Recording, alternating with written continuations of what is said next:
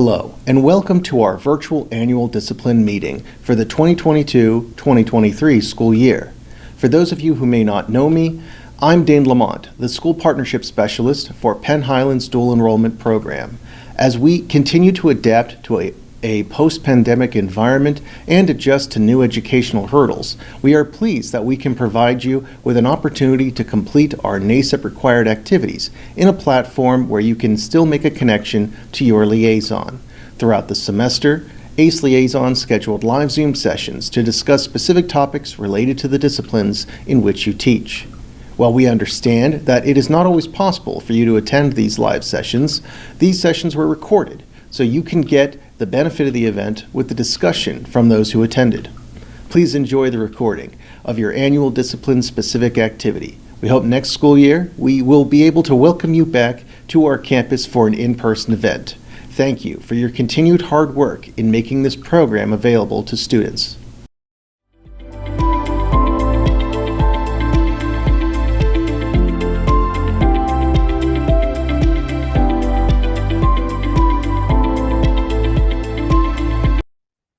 Okay, hello everyone.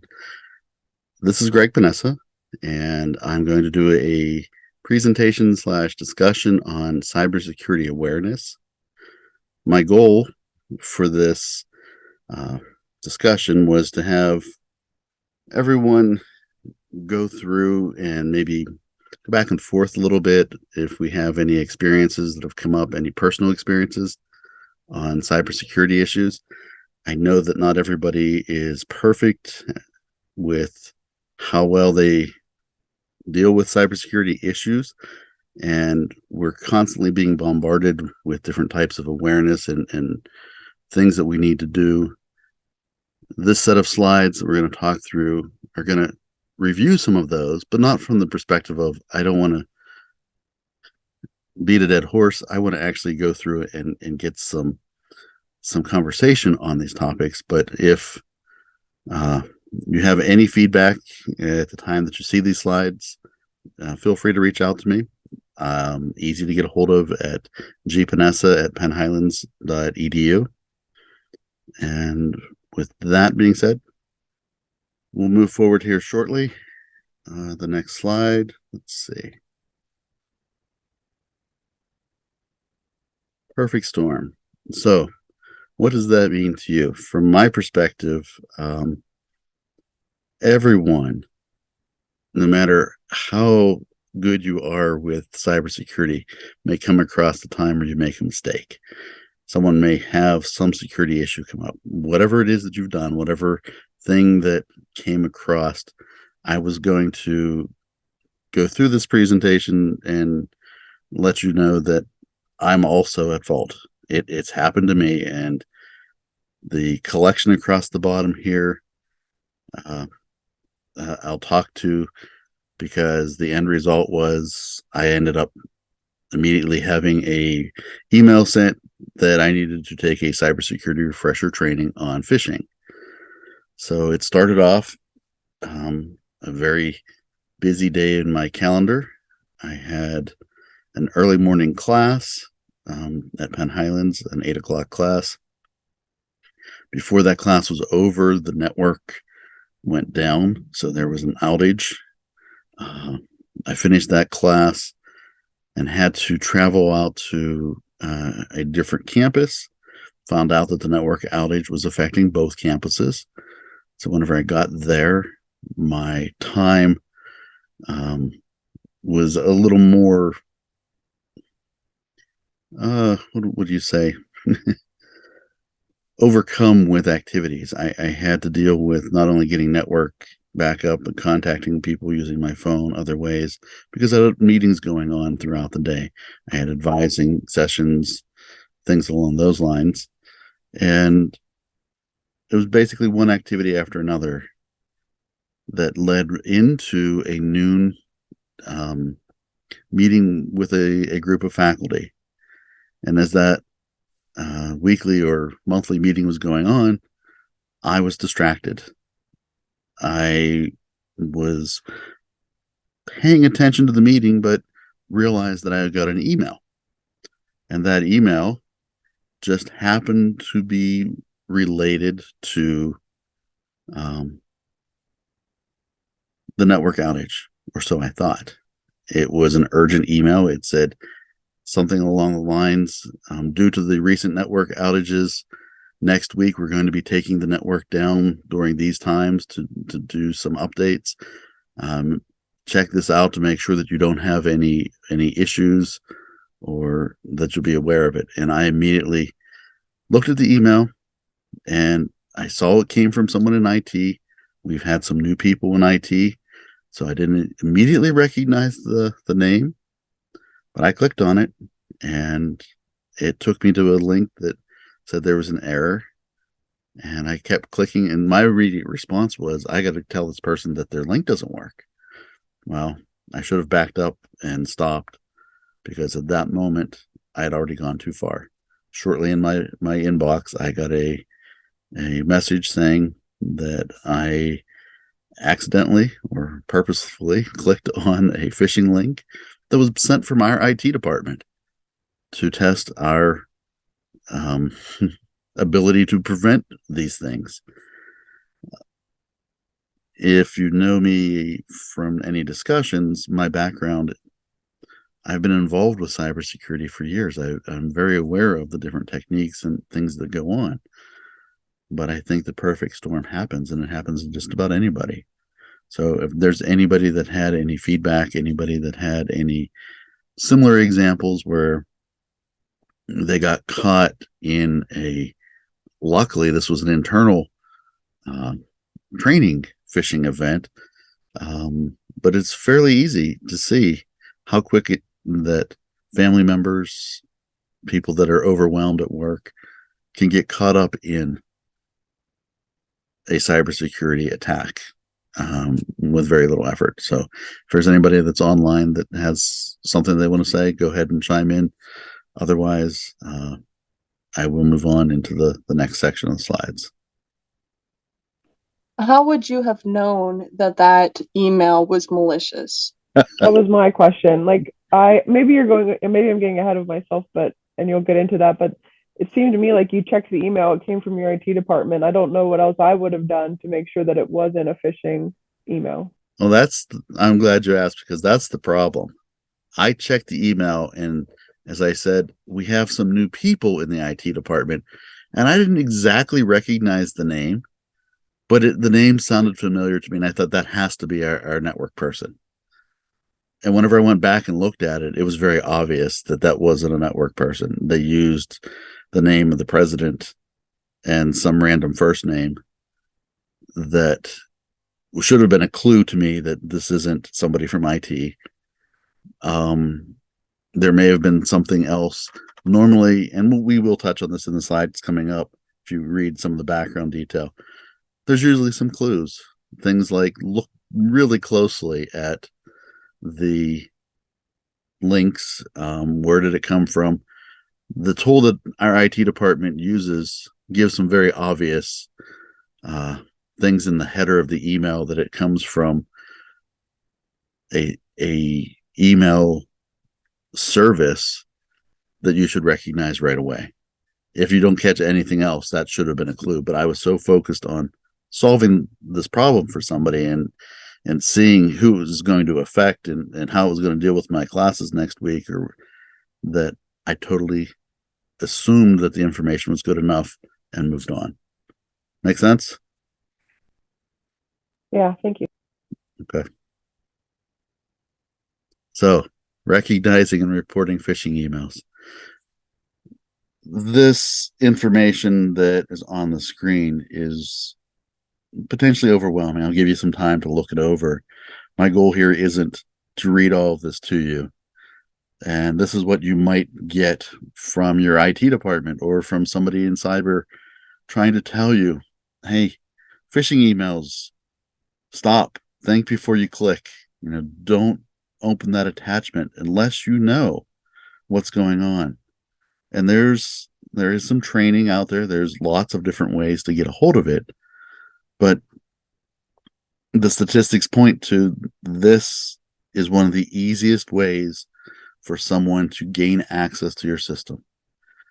that link that I clicked on, it may have looked like it did nothing, but it could have actually launched something that fired off in the background of my machine and installed applications. It could have done all kinds of things if it was being malicious. There are so many different ways for phishing to occur, but an email from somebody you don't recognize trying to get you to respond in an urgent way. If it doesn't seem like that person would send it to you, before you click on anything, contact that person. I've had some other things that came through from that were legitimate attempts that told me this was the president of the college asking for some information. This was payroll saying you need to update your information before your next paycheck will go out because something's changed. If it seems too sudden or doesn't look right, pick up the phone, call that person, check it out. Some way to get around the instinct of clicking on that link is where you have to stop and take a step back and make sure that it's not setting you up for something. So if you have experienced this, if you've come across it, if you haven't, each of these sections, a free gift, the urgent message side, maybe you've seen it where it looks like it's coming from Amazon or PayPal or some of your banking institutes. Some are easy to catch because you don't actually have an account with these people. And can you imagine if you did, how easy it might be to click on someone telling you there's a problem with your bank account? Be very careful with emails and understanding that it's easier to take the step back and go through a different mechanism to contact them than to sit there after the fact trying to figure out how you're going to undo whatever you let them in to do. Anybody have any similar situations, anything to talk about from that side they've come across? I get phishing emails all the time, but one very funny scenario was when I was getting them from a bank account that I do have, but it was incorrect information, so I thought it was phishing. And years later, I found out it was someone with the same name using my email address for their bank account. So some of those emails can even be real, but also bad. And yeah, you have to find ways to filter that out and know. Contact them over the phone. Best way to get a hold of somebody if you're initiating the interaction. Don't call somebody back that left you the message in that phishing email that says they're working for Microsoft and they want to give you they want to access your machine because they found an error. Anybody else? I had something that just happened recently to me. I had received an email regarding updating information that I had won a contest, and I did win a contest. And they wanted me to update information, and they wanted my social security number for their tax information. And the first email I got, I ignored it because I thought, this looks like phishing. But then I got another email from the radio station. The first one wasn't directly from the radio station. The second one was, and it said, if you're getting this email, it's legitimate. You need to take care of this. But it very well could have been something like that. It was actually phishing and not legitimate. And I agree. And eventually they're going to learn to start doing things like that and send follow-ups. So you still have to stay on your toes and make sure that all the information looks right. Look carefully at the link, hover over it, and make sure there's no strange characters in it. Watch out for the typos in the messages, things along those lines. If you're ever curious to see how well your system is preventing phishing emails, look in your spam folder every once in a while. there's a lot of stuff that gets filtered into there that would be very easily clicked on if you weren't paying attention. All right, I'm going to move on to the next one. Password managers. Everybody is hopefully aware of the number of passwords we have in today's world is constantly increasing. And it is so easy to fall into bad habits. I recently saw some information from our IT person discussing the number of characters you have in your password to how long it takes for a automated system to brute force and try all the possibilities. That is astronomically lower than you would think. And when you have characters that are greater than 12 in your password, then the amount of years it might take is amazing. But whenever you're at 8 or less, that's still in the minutes range for them to find a way to break into your account. If you have a job, if you have potential access to something, even if you're not aware how important your account might be in the real world, all they need is a foot in the door. Your passwords what are preventing it. This slide is talking about a tool that's a password manager, and Chrome has it built in. You can get one for your phone as an app. You can get them from very reputable places. But keep in mind that password managers are only as good as their own security. I have not come across one that has not had some attempts, some breaches into their information for one way or another. The best way to approach this is find a pattern, find a phrase, find something that works for you as a password. Don't make it one word. Don't make it something simple, easy. Don't even tie it back to something in your life experience, your college, your favorite pet, whatever your nickname, things along those lines. Make it something that you can remember, even if it takes you a few seconds longer to type it in, if that information is important to you in any way for that account. If it gets compromised, they can lock you out, and you may never get back into it or be able to recover that side of things without a lot of help. So password managers, great tool.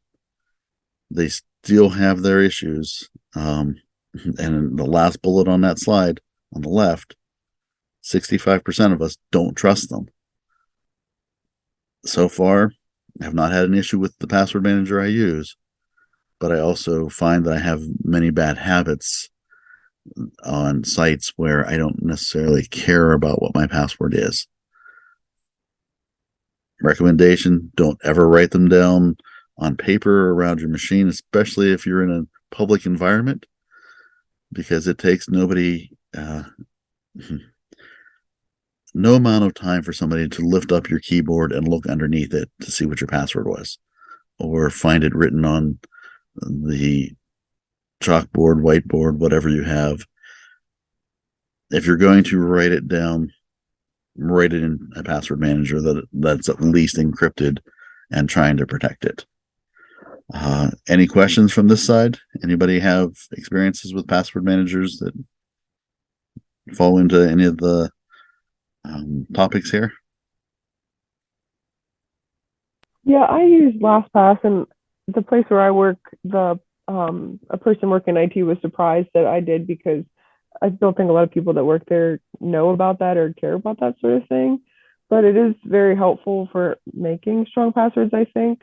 And something else along those lines, I saw Google recently. I had a password that I think was that I had one, like you said, for websites that I didn't care much about, that I had used over multiple websites, which I know is a bad habit, but like newer things I've made different passwords, not that same old one I used to use, but it had been compromised.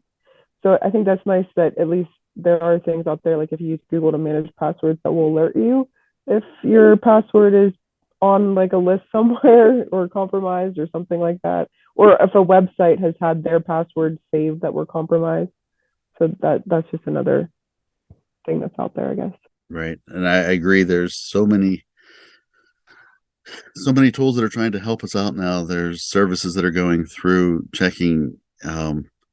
There's that subtle background of be careful if you see something that emails you, hey, type your password in here to see if it's one of the commonly used ones. Well, if you type it in, then there's a good chance it's going to be a commonly used one from that point on, if that site is not reputable. But most places that are telling you, if you get the email from your service, whatever it is, if it's Outlook, if it's Hotmail, if it's Google, that says it's been compromised, change it significantly. The more characters you can put into that password, the much more secure it's going to be. Okay. I will move on unless anybody else chimes in. Updating software. This one, people don't always think of this situation as a vulnerability for your machine, for your system, because your IT department should be handling updating your software. How often do you update your software on your cell phone? How often do you update your software on your home machine? Depending upon what your background is, you may have reasons that you're pushing off getting that update. But what I like about the information on this slide is, as soon as an update is available, think of it from the other side. That update came out for a reason. There's a problem that they're fixing. Once the update is being pushed, hackers who have too much time in their hands as it is can go out and start probing devices to see if they have that weakness. So if you didn't do the update, right after an update goes out, a series of hacking may actually involve the particular vulnerability that was being patched to catch anybody who didn't update yet. So it's usually a really good idea to make sure that you get your systems patched and up to date as quickly as you can, especially if you buy a new system. When you first turn those things on, they may have sat on that shelf for who knows how long, and they may have to go through a series of updates. Don't just stop after the first one gets done. Go back and check and make sure it tells you you're completely up to date on any patches or virus vulnerabilities or malware type of things. The system can go so far. It can be automated, but you also have the ability to do that on your own. And it's just that focus on updates. They're fixing a problem. They're, in some cases, making new features. Sometimes updates can break things. Sometimes they can create new features that you don't like. Just bear with the side effect of, if you don't run the update, then you are definitely going to be vulnerable to some exploit from the hacker until you get everything up to speed. From audience perspective, was this a different concept for cybersecurity that you were aware of as to why updating is important? I've seen, like, with my phone, security patches, so I think I was aware of why the updates happen, but I know I myself am guilty of having a million Chrome tabs open, and then Chrome will update, and I don't always update or close my tabs to let it do that. So I'm glad that you mentioned it so that I can keep in mind how important it is to let your things update when they're supposed to. Okay, yeah, it's one that you don't always think of, but it's truly just sitting on top of, it's like right there. It's so close, it's so obvious that why did an update come out? Well, in a lot of cases, there's a security issue going on. And if you don't patch it, people are actively out there knowing that there's an unpatched, and that's what they're trying to get in through first. Okay. I will move on to the next one. Multi-factor authentication. Security layers. This isn't just passwords. This is things to make sure that the password that you used is still protected and you're still you, that someone didn't get your password and then try to get into your system again. The item at the bottom of this slide is really what multi-factor authentication means. It's something you know, something you have, something you are, to add to your site's password protection. Pick one of those. You may have a password with a security question. You may have passwords with verification codes that something comes up on your phone and you have to accept it to let you into a site. You might have that biometrics or fingerprints. This is facial recognition. A lot of these things are becoming more commonly available, only to make sure that they protect your access to your system. They're usually in combination with something else so that the software knows you're supposed to be in there. In a lot of cases, it's looked as, I'm already doing passwords, I'm already maintaining them. Why do I have to do this extra level? In today's world, passwords are the easiest way in a lot of cases. If it can sit there and it has the ability to brute force, our computer systems are getting faster. They're making those types of jobs easier and quicker. If you're able to stop it because you have a secondary piece of authentication going on, be aware that that might become a target. If you're in a situation that your information is being sought out and someone is trying to get into your system, they may not just look for getting your password, but for finding a way, if someone were to break into your house and take your cell phone, so that whenever you get the authentication message that they can approve it and get themselves into your system. That may seem a little far-fetched, but you now have to physically protect those things that you're adding as your multi-factor authentication. You have it on your keychain with you. You have it in your pocket or in your backpack, or you carry it along. Don't just leave it at your desk whenever you're not around. Take it with you. From a government security perspective, you may be aware that badges in a lot of systems are also part of that multi-factor authentication, that you have to have your badge with you to keep your machine unlocked. That may happen in government, that may happen in other facilities that you work with. It becomes part of that, something you have to help verify the system. A lot of places are moving towards this. Best practices are, don't just leave them sitting around. Don't just leave it next to the computer that you always use. Take it with you, protect it like you would try to protect a password. Make sense? Anybody have any comments about multi-factor?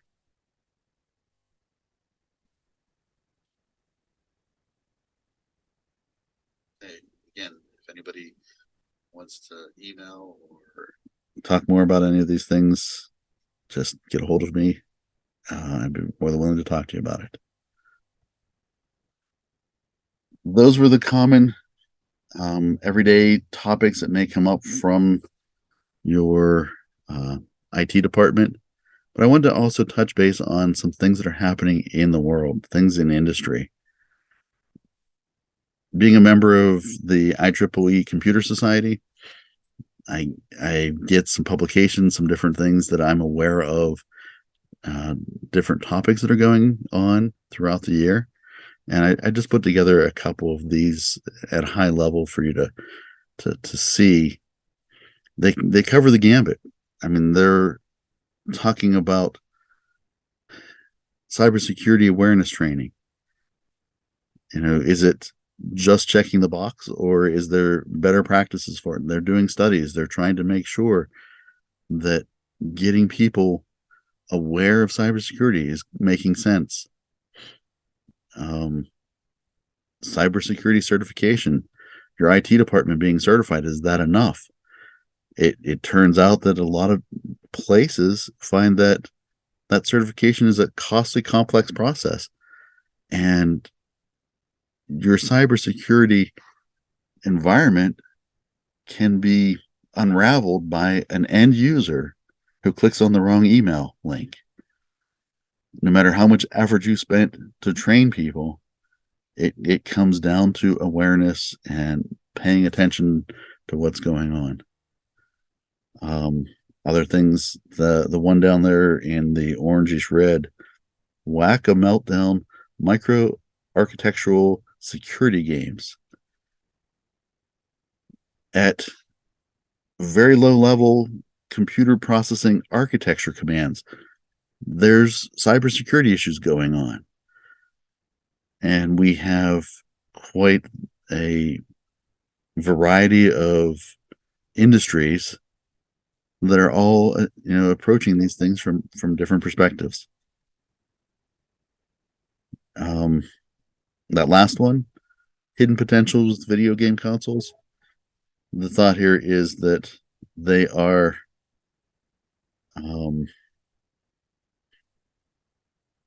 a designed system that already has security in place, and because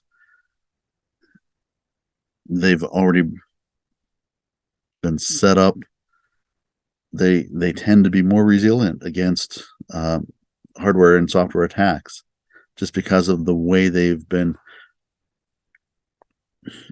developed for the video game console. That industry is starting to look at that architecture and roll concepts out into other types of platforms.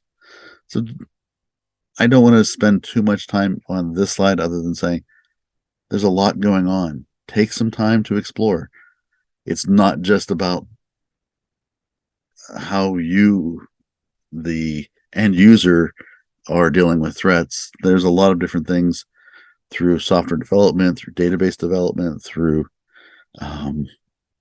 computer hardware, communications over the network. There's all kinds of different facets of cybersecurity going on around you.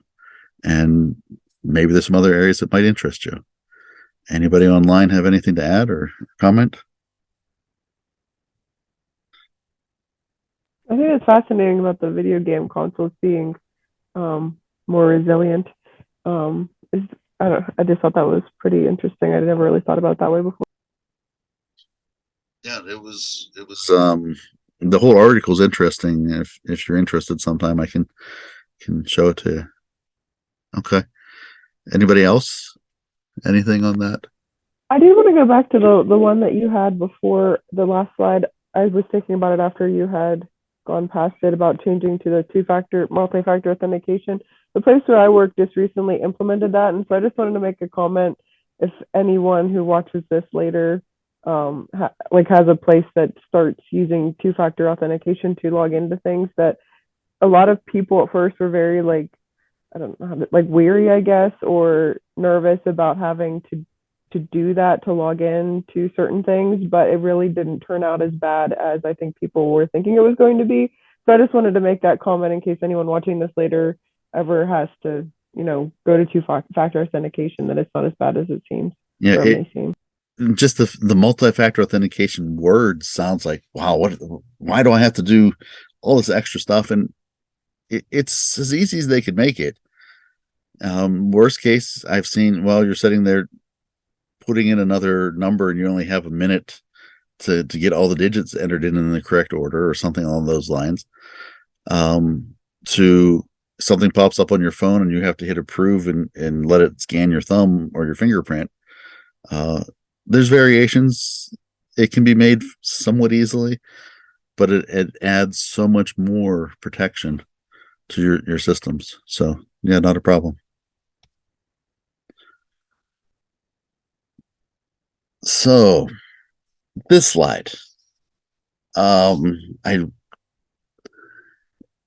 think we all know that there's hackers in the world, and there's a terminology that's used for hackers. There's black hat hackers and white hat hackers, meaning good guys and bad guys. The bad guys have a lot of time on their hands. They have the ability to build tools that it's amazing the complexity that they can come up with. What I'm showing here is a company called Hack5 that provides tools for the white hat hackers, for the teaching side of things, so that you can come across these devices in a safer way and know how to deal with them and know how to recognize the type of attack that they're capable of and look for different things. I mean, have you ever walked into your classroom or your room and inspected your computer before you turned it on? Do you look to see if all the cables are plugged in? Are they're the right cables that are plugged in? Is there a USB drive stuck in the back somewhere? Is there something else going on? If you knew what people were capable of, you might start.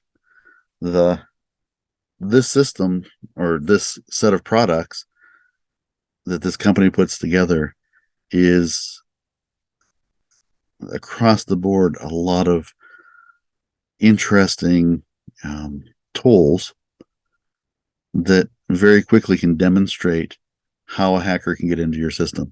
And the best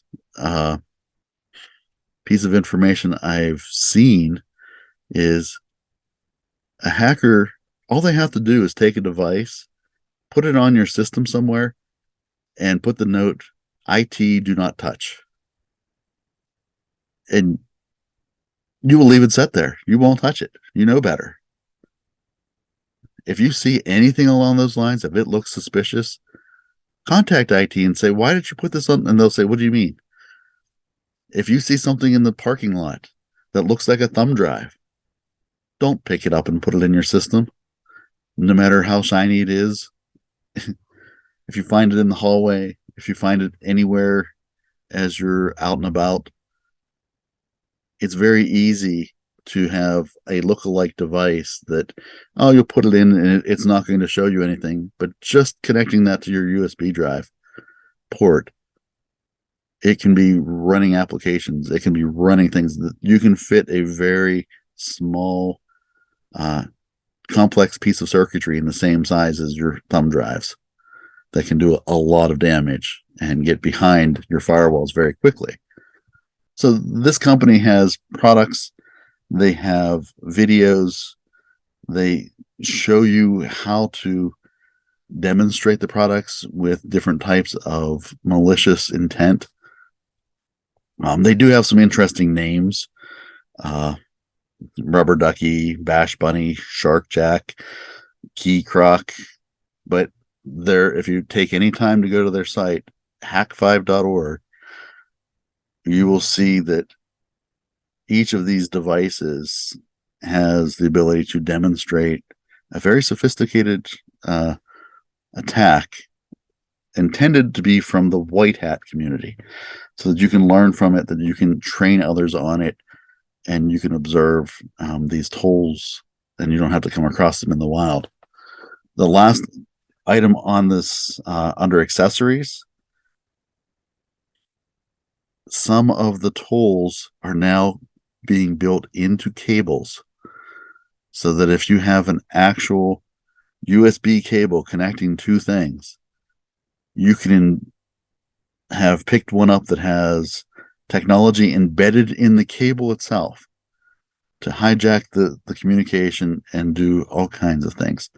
So if you're not aware of where it came from, don't plug it in.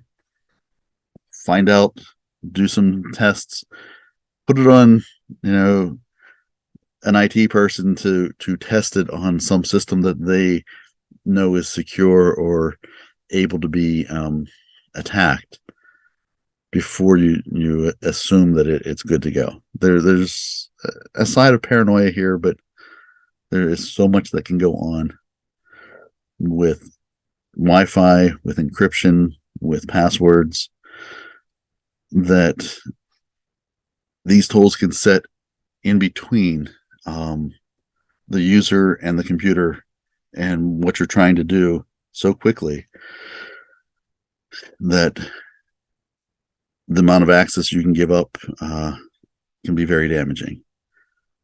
I do have a set of these, this kit from Hack 5 that's in the picture. Inside is all the separate little components. If anybody's interested if you want more detail, if you want to see them, let me know. Maybe we can set something up. I'll visit one way or the other, demonstrate it for you. Talk to me, and we can go from there. Anybody online have any experience with some of this type of information?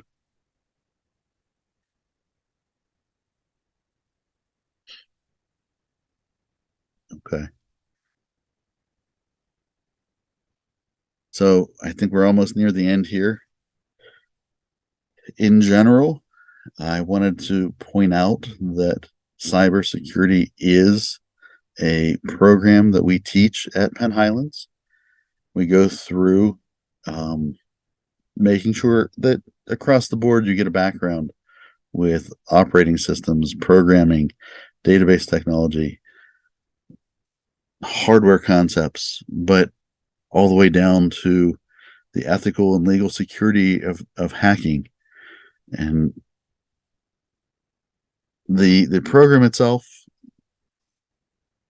is a 2-year effort that allows students to get a very good background in network and security tools, so that they can then move on to either a 4-year program or straight into the workforce.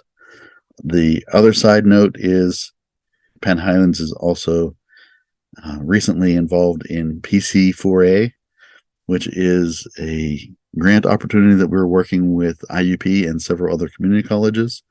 Our goals are to get students certified in different cybersecurity backgrounds, get their keeping them in school so that they can complete those 2-year degrees, and getting them transferred into 4-year degrees, and also making sure that the students can fit the needs of DoD and other areas of our workforce.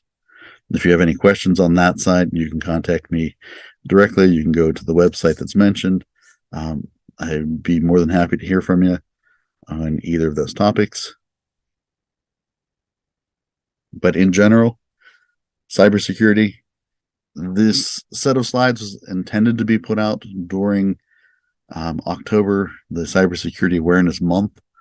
But my goal here wasn't to go through cybersecurity from that perspective. I wanted to open it up and have us have a discussion, a forum of how these things are affecting you wherever you're at. But if you need more information for your school, your IT department, here's a very useful website that has a lot of help for those trying to become more aware in cybersecurity. Any questions? No, thank you. No problem. Thank you very much. Thank you. Thanks. Thank you.